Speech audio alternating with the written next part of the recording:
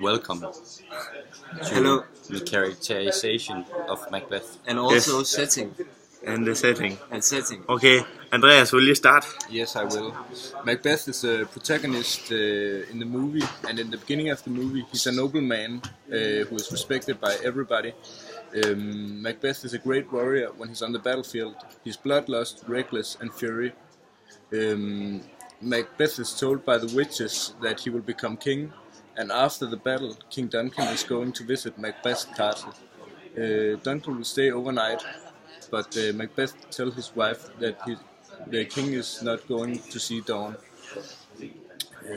Macbeth begins to hesitate, but his wife convinces him to kill the king anyway. Yes. Yes.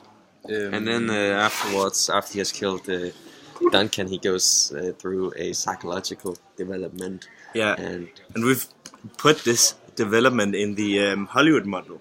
I think it follows it pretty good. the point of no return when he kills King Duncan. And it can also be seen through the prophecies. With the start when he's told that he will become king, and therefore he kills Duncan, which is what we see as the point of no return. Mm-hmm. And also the confrontation. That's when he meets the witches the first time, I think, because it leads up to the point of no return when he kills Duncan. Yeah. Well, you could say that the Hollywood model symbolizes his psychological illness in some kind, because he becomes more and more insane and poisoned by his guilt because he has killed King Duncan, which we have called the point of no return. Yeah. And that's when it really starts to kick in, and he becomes he what do you say? He engages an inner conflict. Yeah, and then it escalates through the other prophecies, apparitions, where he's told that after he's become king, he needs to be aware of Macbeth, and that none of women born shall harm Macbeth. So he kills Macduff's family, but he can't get Macduff because he fled to England. And then he's also told that he needs to.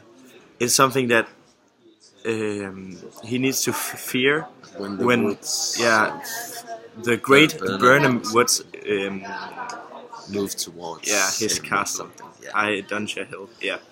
And it becomes quite clear that the antagonist in the movie is actually Macbeth himself, because that's what really the thing that he is struggling against is himself. He has become full of this guilt, and he can't really control it. So that's what destroys him in the end. That's himself. Yeah. And then the setting. Also, it's also clear to see that his psychological what's it called? Illness.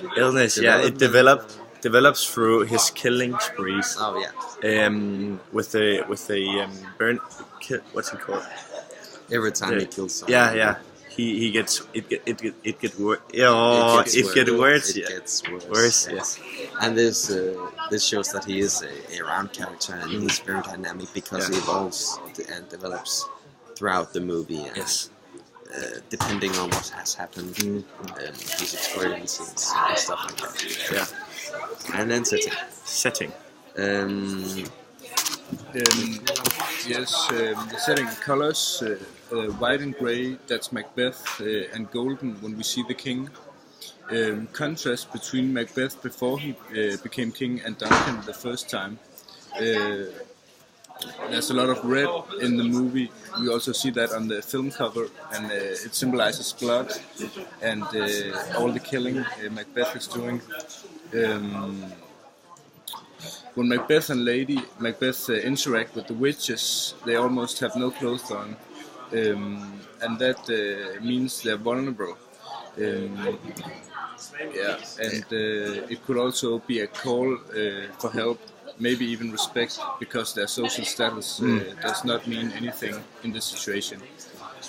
Yeah, and again, the colors, it's clear to see that there are this contrast between Macbeth and the king at the start, because at the battle everything is grey and it's all so sad compared to when we see a clip with King Duncan.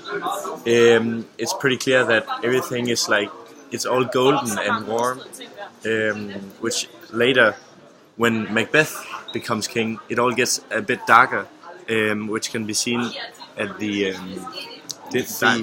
feast, where Macbeth sees Banquo's ghost. So you can sense this darkness in the atmosphere because of the setting. And when they meet the witches, it's quite foggy. Foggy, yeah, I think so. So, and that really connects really well with the fact that they don't really wear any clothes, because it's kind of magical, and it seems like something is going to happen which Macbeth cannot control. It's out of his hands, and it's quite huge. Yes, that's it, right? Okay, no, we have a comparison.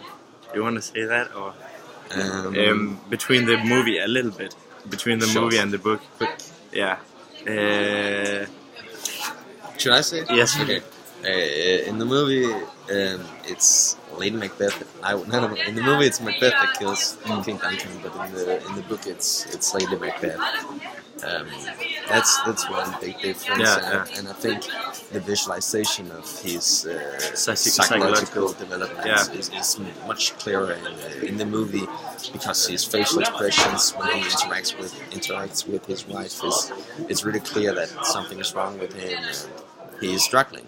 And I think that was something that was super clear in the movie, and perhaps in the book there is more focus on him struggling because of his ambition, and that what was the chain of order and stuff like that. And in the movie it was more his skills. I feel like that was in focus.